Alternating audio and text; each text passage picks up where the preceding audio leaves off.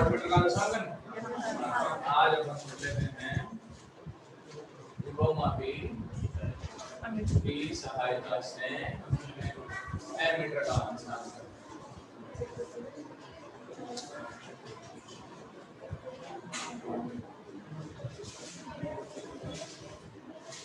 चलो जी भाई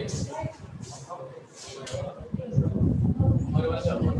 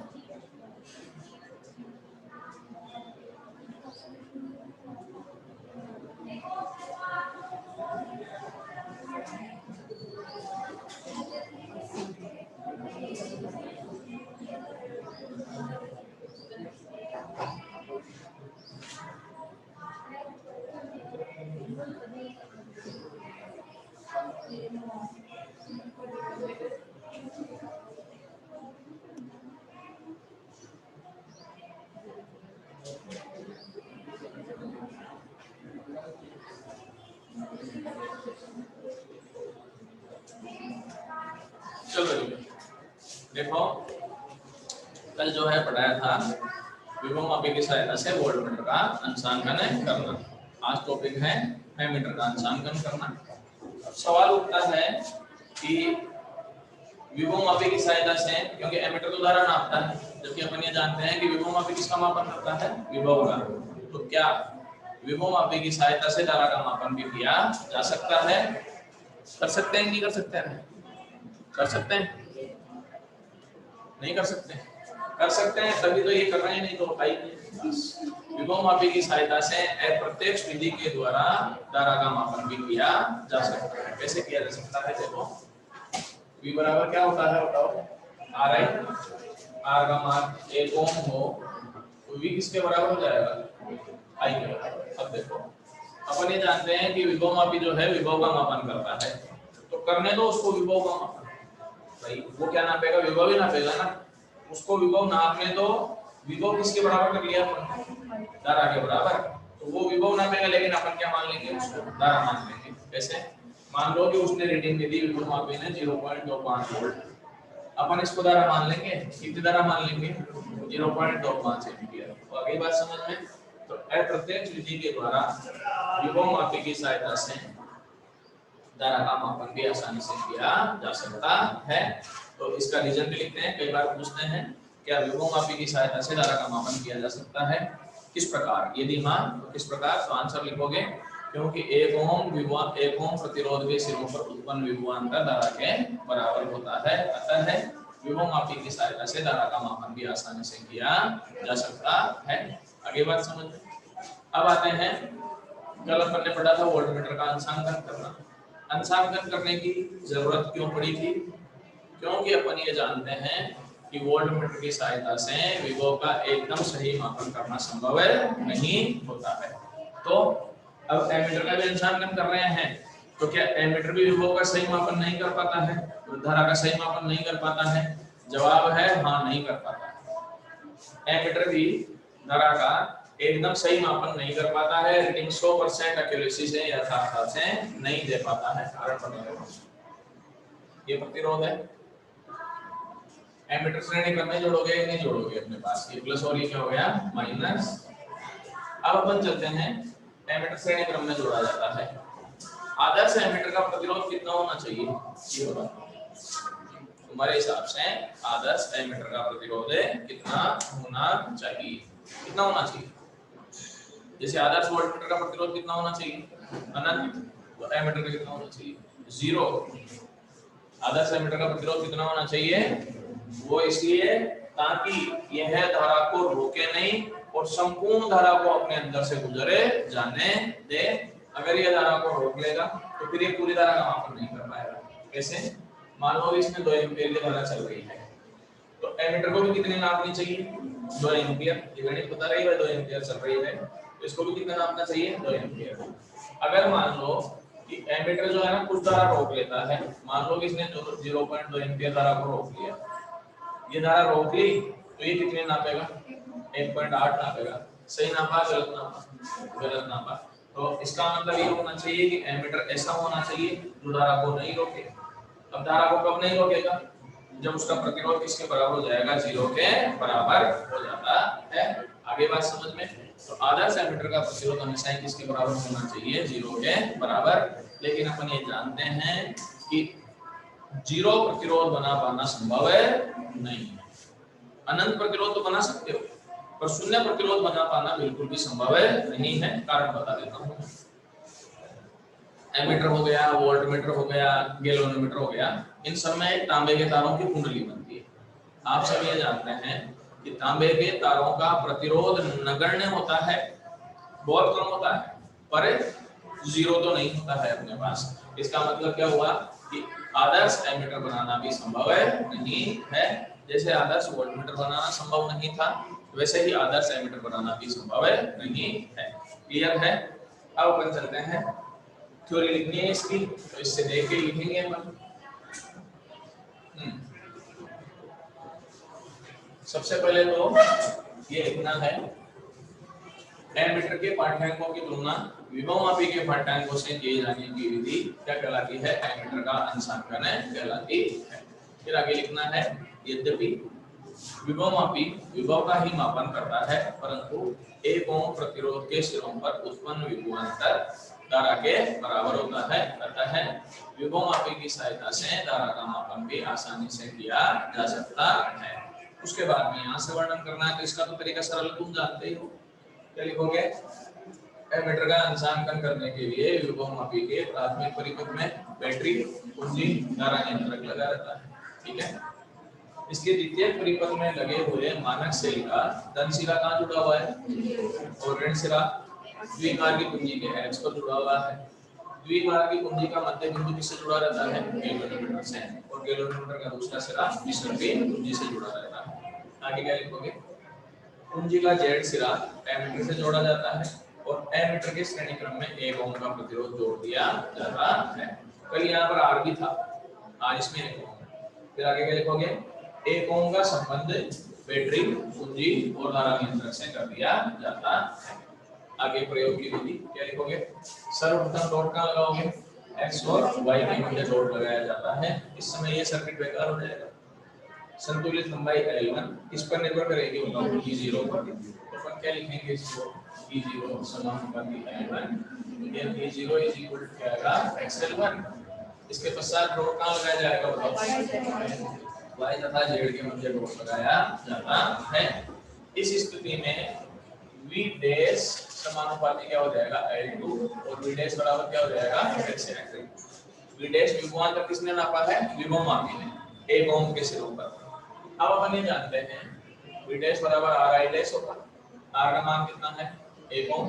तो v डैश किसके बराबर हो जाएगा? i डैश के बराबर। सो दैट i डैश किसके बराबर हो जाएगा? XL2 के बराबर। तो मैंने सवाल क्या है बताओ? i dash upon E0 XL2 upon XL1 हो गया। i डैश किसके बराबर हो गया? E0 L2 अपॉन L1 हो गया। इसका पाठ्यांक है विभवमापी का पाठ्यांक। अब इसी समय एमीटर की रीडिंग भी नोट कर लेंगे अपन। एमीटर की रीडिंग कितनी मान लो? आई हो गई अपने पास। फिर त्रुटि निकाल सकते हो कि नहीं निकाल सकते हो? त्रुटि कैसे निकालोगे? i माइनस i डैश निकाल लेंगे। अब एक बार स्क्रीनशॉट ले लो रे ऑनलाइन वालों, फिर आगे चलते हैं।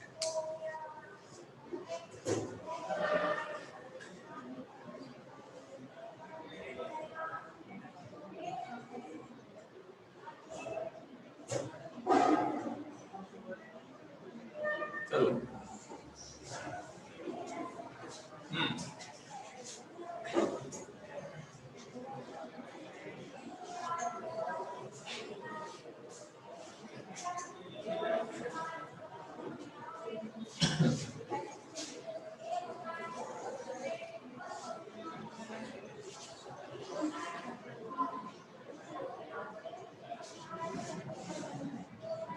थोड़ा सा कैमरे को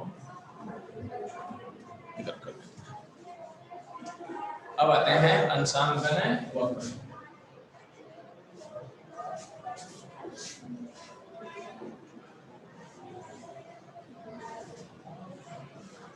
ये आएगा ग्राफ।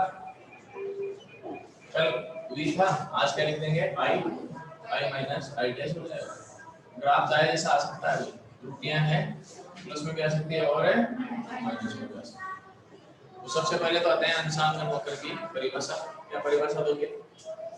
एमीटर के पाठ्यांक में त्रुटि तथा एमीटर के पाठ्यांकों के मध्य बनाया गया ग्राफ क्या कहलाता है? अंशांकन वक्र कहलाता है। त्रुटियां धनात्मक भी हो सकती है और ऋणात्मक भी हो सकती है। क्लियर है मामला? ये अंशांकन वक्र हो गया, पार्ट पूरा क्लियर है। अब किताब दे दो मेरे को, एक तुम मेरे को करा।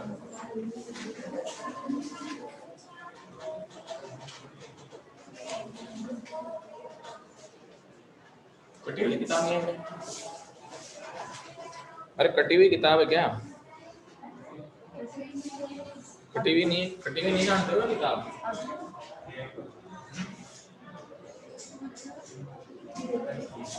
देते हैं कटी हुई किताब। कटी हुई है ना, ये रही। हाँ ये है कटी हुई।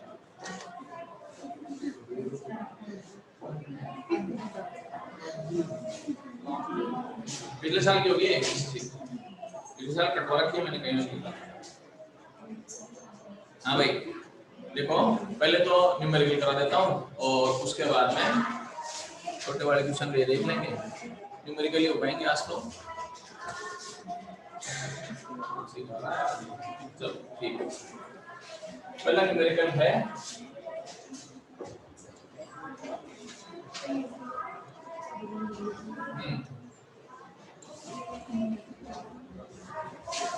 वैसे सवाल जो है ना, वैसे मैंने पांचों पार्ट में बता रखा है, फिर भी बता देता हूँ मैं। ए और ये बी, ये सी, ये डी। ये पूछा है कि ए और डी के मध्य तुल्य प्रतिरोध क्या आता है, कीजिए, है ना। सबसे पहले अपन चलें, देखो इस चित्र को एक बार दोबारा बना लो। दोबारा कैसे बनाओगे? पहले कौन सा बिंदु है यहाँ पर? ए। यहाँ लिख दो एक बिंदु, कोई दिक्कत थोड़ी है, लिख दिया। अब ऐसे एक प्रतिरोध कहाँ पर जा रहा है मेरे को बी पर, तो तुम जो है ना कुछ ही मत करो, अपने मन से ही बिंदु बनाओ। ये भी बिंदु बना सकते हो। आगे चलो, अब चलो बी से एक प्रतिरोध किस पर जा रहा है? सी पर। और एक चीज बता सकता हूँ, बी से एक प्रतिरोध किस पर जा रहा है? इसका मतलब बी से दो लाइन जाएगी। बी से एक तो किस पर जाएगा? डी पर जाएगा, और एक किस पर जाएगा? सी पर जाएगा। ये डी मान लो, ये सी मान लो, कर सकते हैं, ऐसा कोई दिक्कत नहीं है। तो आगे बोलो क्या होगा? बी और सी को जोड़ दिया ना, ये रहा जोड़ दिया। आगे बोलो सी और डी के बीच, तो ये सी हो गया और ये डी हो गया, इनके बीच में जुड़ेगा कि नहीं जुड़ेगा? और बोलो कहाँ जुड़ेगा? ए और सी के बीच वो जा रहा है कि नहीं जा रहा है? तो ये इसके बीच में जोड़ दिया हमने, ए और सी के बीच में। कहीं देखा है कैसा डायग्राम? वेट स्टोन सेतु है, क्या है ये? और वेट स्टोन सेतु होने से कुछ नहीं, संतुलित भी होना चाहिए, तभी तो सॉर्ट आउट कर सकते हो। संतुलित कैसे हो गया? देखो ये पी, ये क्यू, आर एस हो गया, आर बटे आर एक हो गया, ये भी आर बटे आर एक हो गया। तो ब्रिज क्या है? संतुलन में है। ब्रिज किसमें है? ब्रिज अगर संतुलन में है, इसमें धारा बहेगी क्या? ये बताओ। नहीं बहेगी। क्या समझ में आता है? बोलो। बी व सी, बी व सी के मध्य धारा नहीं बहेगी। नहीं बहेगी तो आप कैसे सोल्व करोगे ये बताओ। इसको हटा दो, इसको हटा दो, क्योंकि नहीं बह रही है ना, इसको हटा दिया। अब बता दो कौन सी श्रेणी में है, कौन से समांतर में? देखो ये दोनों किसमें है? ये दोनों भी किसमें है? अरे पीछे अंडे दे रखे हैं क्या? अंडे के तेरे घोंसला है तेरा पीछे, तो क्या देखता है? ये दोनों किसमें है? श्रेणी में। ये दोनों भी किसमें है? श्रेणी में। और आपस में किसमें है? समांतर। तो आर और आर का श्रेणी कितना हो जाएगा? आर और आर का श्रेणी 2r। तो ये लिख सकते हैं डायरेक्ट, ये 2r और ये क्या हो जाएगा 2r। अब ये दोनों किस में है बताओ। अब तो सॉल्व करोगे समांतर में निकालोगे तो आंसर कितना आएगा r आ जाता है इसका आंसर। तो निकाल लेना तुम अपने साथ जो भी मेथड रखना। आगे चलो दूसरा क्वेश्चन है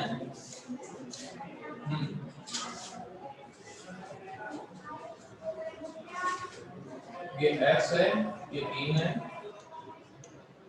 तो यहाँ से यहाँ तक है ये किलोमीटर है। ये 40 सेंटीमीटर है और ये कितना है 60 सेंटीमीटर और ये कह रहे हैं ये 6 वोल्ट का है। कितने वोल्ट का है ये 6 वोल्ट का। एक चीज और लिखा है इसमें कि तार का प्रतिरोध 1 ओम प्रति सेंटीमीटर है। तार का प्रतिरोध कितना है 1 ओम।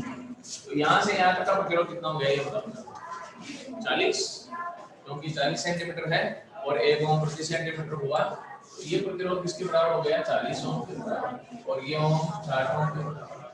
अब ये पूछा है कि x का मान ज्ञात करो और उसमें प्रवाहित धारा भी ज्ञात है करो। ठीक है ना। देखो किताब में क्वेश्चन जो है ना थोड़ा गलत है रखा है। x का मान मतलब या तो उत्तर गलत मानो या क्वेश्चन गलत मानो। x का मान तो ज्ञात करना ये तो सही है।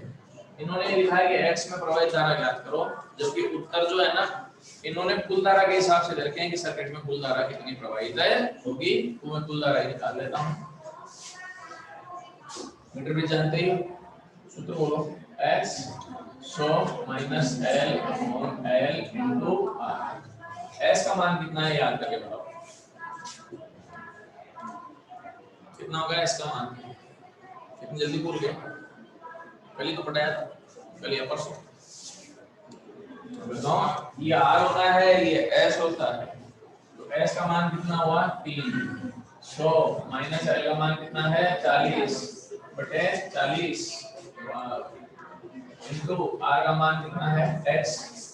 इसको जब गुणा करो तो x बराबर क्या आ गया 120 बटे 60 कितना हो गया तो एक आंसर वही आ गया। तो आगे दोबारा बना लो ले डायग्राम को। ये कितना ओम है 2 ओम ये कितना ओम है 3 ओम आ रहा है समझ में। नीचे वाला ये 40 ओम ये वाला कितना है 60 ओम। ये दोनों किसमें है सीरीज में श्रेणी क्रम में। ये दोनों भी श्रेणी क्रम में आपस में किसमें है 3 और 2 का श्रेणी हो 5 हो गया और नीचे वाले का श्रेणी हो 100 हो गया। ये दोनों किसमें है समांतर है। तो तुल्य प्रतिरोध का सूत्र बोलो 5 गुना 100 बटे 100 प्लस 5 R1 R2 से ले सकते हो 500 बटे 105 हो गया 500 बटे 105 तो 100 बटे 21 ओम हो गया। अब धारा निकालनी है तो I का सूत्र बोलो I बराबर V अपॉन R। V का मान कितना वोल्ट है 6 R का मान बोलो 100 बटे 21 तो 126 बटे 100 आंसर आ गया 1.26। स्क्रीनशॉट ले लो बच्चों।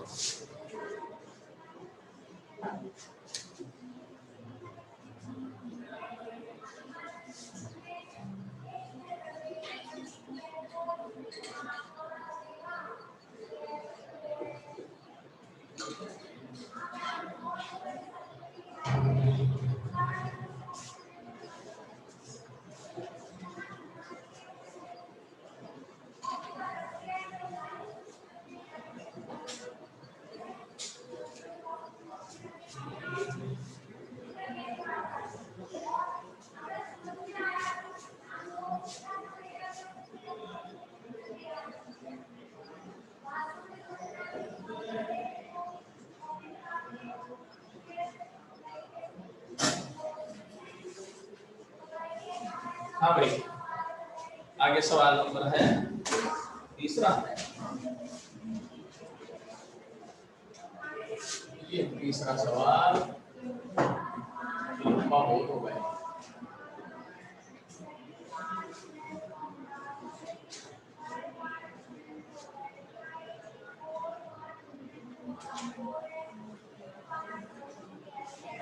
दस वोल्ट है क्या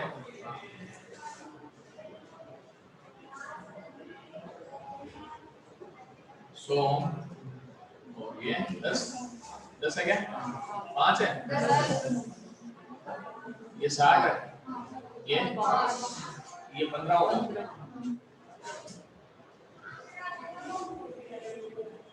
ये I1 मानी है, ये क्या मानी है हमने, इसमें IG मानी होगी तो इसमें I2 प्लस IG और इसमें I1 minus IG, A B C D और E बिंदु यहाँ मान लो, F बिंदु ये मान लो। ये कह रहे हैं कि प्रत्येक शाखा में धारा का मान ज्ञात करो। ये किलोमीटर में धारा पूछिए क्या लिखा है, हाँ तो किलोमीटर में प्रवाहित धारा का मान ज्ञात है करो, मतलब IG का मान अपने को ज्ञात है करना है। किरचॉफ का नियम लगाना पड़ेगा और कोई तरीका भी नहीं है। तो किरचॉफ के वोल्ट का नियम से, वोल्ट का नियम से पास A B B A से कौन बोलेगा,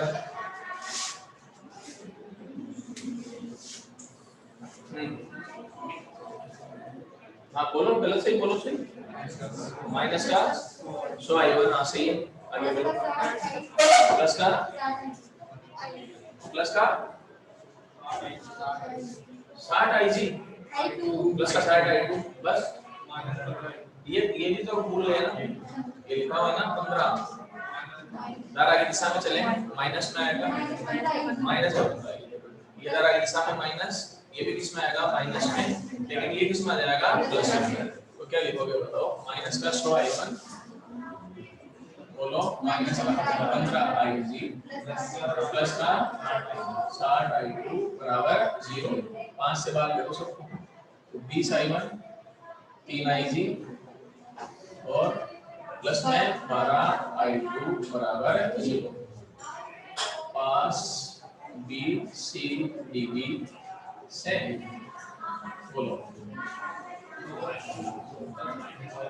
बोलो सही, माइनस का 10 अब ये लिख दो I1 माइनस I2 आ गया होगा समझ। ये किस में आएगा प्लस में 5 I2 प्लस IG और बोलो 15 IG बराबर 0। 5 से डिवाइड कर दे तो 2I1 प्लस का 2IG, मैं ब्रैकेट को बोल रहा हूँ साथ के साथ, प्लस का I2 प्लस का IG प्लस का 3IG बराबर 0।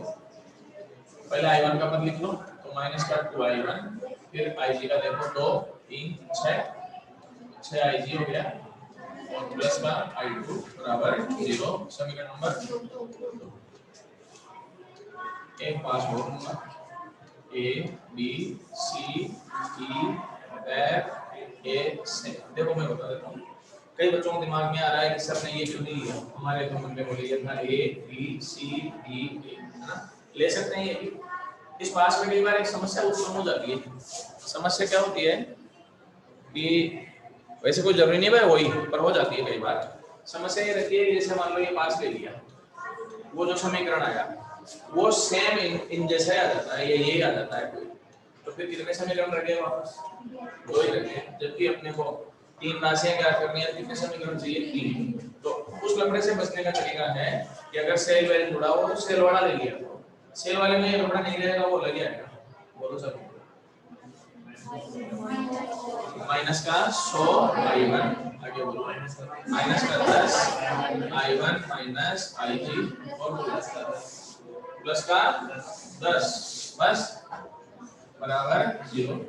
10 कॉमन लेके हटा दो इसमें से, तो 10 I1 माइनस का I1 प्लस का IG बराबर माइनस का 1 हो गया। आ गया होगा समझ में, 10 और 1 कितना हो गया 11। ये हो गया माइनस का 11 I1 प्लस का IG बराबर माइनस का 1 समीकरण 3। अब क्या करें ये बता दो, बोलो। देखो यहाँ से चलो एक बार, वो समीकरण किसके पदों में और I1 और IG के पदों में, ये पहला और दूसरा समीकरण किसके पदों में I1 IG और I2। इन दोनों को सोल्व करके किसको उठाने तो काम सरल हो जाएगा, I2 को उठाओ किसको हटाओ I2 को, क्योंकि I2 को हटाते ही फिर ये भी किसके पदों में बचेंगे I1 और IG के पदों में, फिर उससे मिल जाएगा कि नहीं मिल जाएगा। तो अब ये 2 है, ये 1 है, I2 को हटाना है, नीचे वाले को किससे गुणा करना है 12 से, ये 12 से गुणा कर दो, 12 से गुणा करके उसमें से घटाना भी पड़ेगा, ठीक है ना। तो समीकरण 2 को 12 से गुणा करके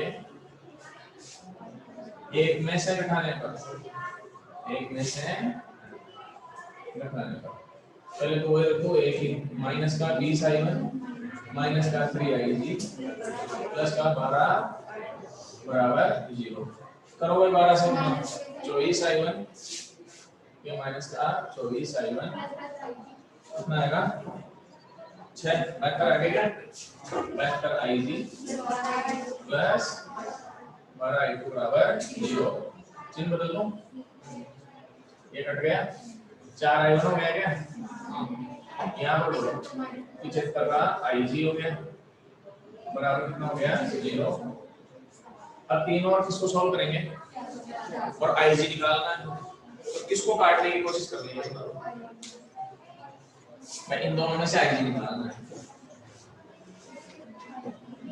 अरे तुम सारे बायो वाले थोड़े मैथ वाले भी तो हो तो फिर तुम्हारी खोपड़ी कुछ नहीं चलती है चलो बायो वाला तो माफ है भाई थोड़े कैलकुलेशन फ्लो हो जाती है मानता हूं। इसको 4 से गुणा करो और इसको 11 से गुणा तो 44 हो जाएगा और i1 से i1 कम हो जाएगा तो ये तो हो गया 11 से गुणा ये किससे गुणा होगा 4 से तो समीकरण है 3 हो है 4 से गुणा ही करो डायरेक्टली बोलो 44 4 माइनस का 4 11 से गुणा करो माइनस 11 770 11 मुझे 55 और 7 825 हो गया 825 ig बराबर क्या हो गया 0 ये कट गया ये 825 में से 4 माइनस होगा तो 821 आ जाएगा माइनस का 821 ig बराबर माइनस का 4 अब तो आ गया उत्तर 4/800 एक बार स्क्रीनशॉट ले लो भाई। अरे मैं क्लास में आया कैसे नहीं है तू वहीं से जवाब दे रहा है ऑनलाइन से स्क्रीनशॉट ले लो भाई।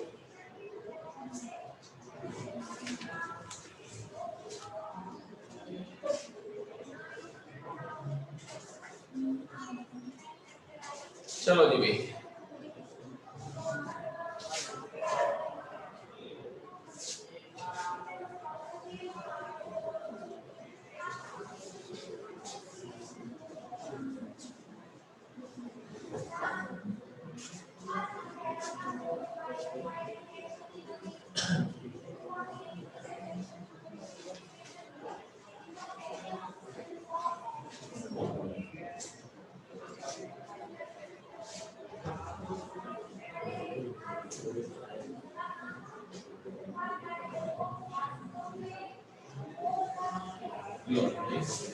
कौन सा सवाल है चौथा चित्र में दर्शाए परिपथ के अनुसार प्रतिरोध का मान क्या हो कि एमीटर में धारा 0 हो जाए। इसमें लिख देना कि आर के सभी मानों के लिए एमीटर में धारा 0 हो जाएगी। क्यों हाँ P/Q बराबर आर कौन है एस है क्योंकि ब्रिज संतुलन में है अतः आर का कोई भी मान ले लिया जाए एमीटर में धारा हमेशा ही किसके बराबर हो जाएगी 0 के बराबर। तो कराने की जरूरत नहीं है बस डायरेक्ट लिखना है। अब आ जाओ जी भाई सवाल नंबर 5वां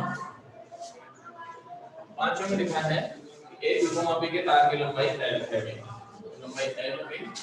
अभी लिखा है कि इसके प्राथमिक परिपथ में 2.2 वोल्ट की बैटरी है ये 2.5 है क्या 2.5 वोल्ट की बैटरी है और 10 ओम का प्रतिरोध श्रेणी क्रम में जोड़ा गया है।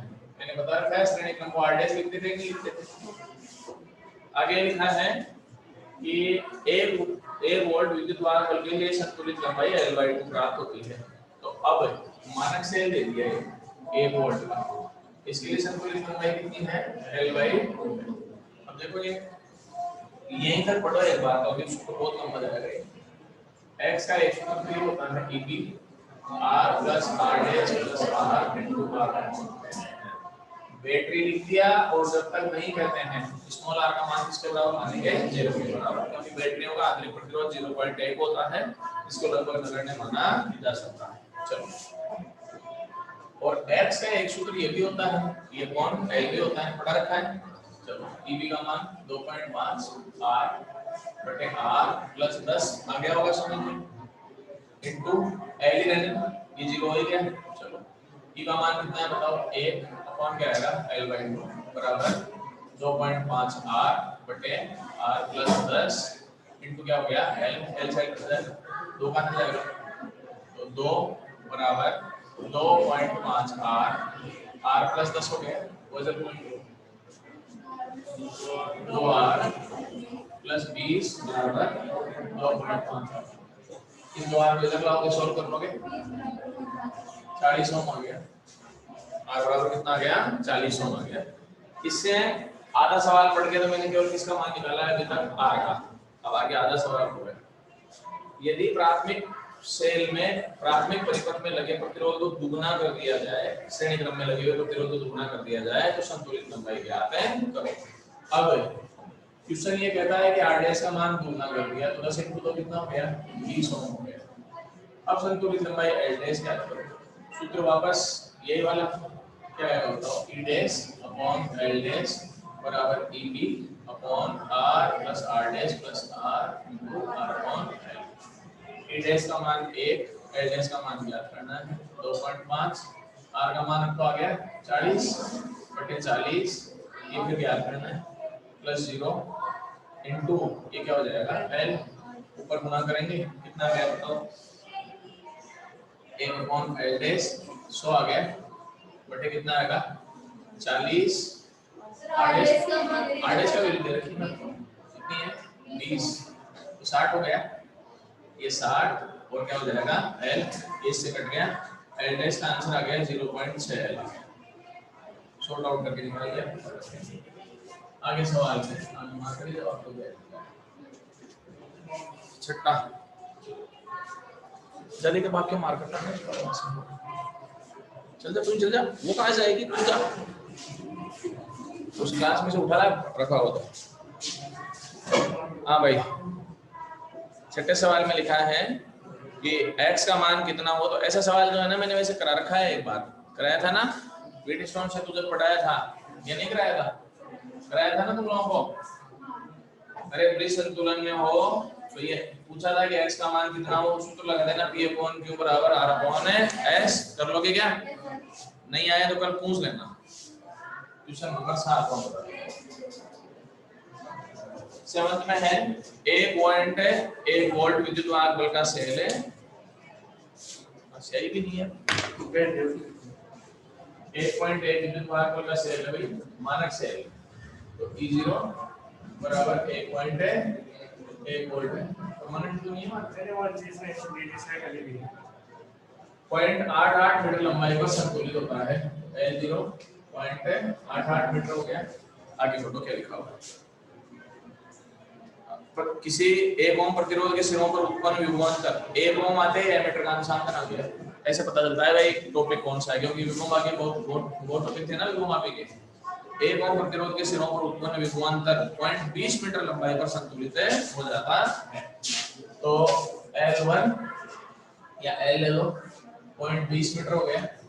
चलो जी आगे, यदि श्रेणी क्रम में जुड़े एमीटर का पाठ्यांक 0.2 है, एमीटर की रीडिंग दे रखी है I बराबर 0.2, तो त्रुटि क्या है, I डैश का सूत्र क्या होगा E0 बटे L0 इनटू क्या होगा L1, E0 का मान बोलो 1.1 0.88 इनटू 0.20, ये पॉइंट से 0.2 हटाने से ठीक है ना, और ये पॉइंट हट जाएगा 1/8 इनटू कितना जाएगा 2, I डैश बराबर आ गया 0.25 आ गया, त्रुटि कितनी आ जाएगी बताओ, I minus I dash, I का मान 0.25 बराबर माइनस में 0.05 एम्पियर की त्रुटि आ गई इसमें।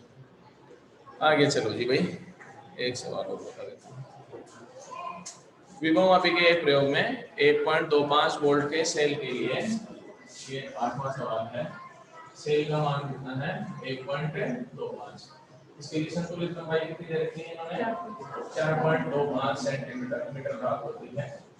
तो इसमें पूछा है कि एक अन्य सेल के लिए 6.80 है, तो सेल का मान है ज्ञात है कीजिए। L2 का मान कितना है 6.80 है ना, सूत्र बोलो, L2 अपॉन E1 उल्टा कर लो, L2 अपॉन E1 बराबर L2 अपॉन L1, जो कि E1 बाई L2 बराबर L1 बाई L2 था, तो E2 बराबर L2 by L1 E1। L2 का मान 6.80, L1 का मान बोलो 4.25 into 1.5। सॉर्ट आउट कर लेना, आंसर आ जाएगा, स्क्रीनशॉट ले लो। हो गया। लास्ट में कौन जुड़ रहा है इस समय, वो यूटी ले भाई, तेरे को जोड़ के खत्म कर देंगे। चलो देखिए, बाकी छोटे मोटे न्यूमेरिकल वगैरह कल निकालना और कल किताब लाना, एक बार और कराएंगे अब ये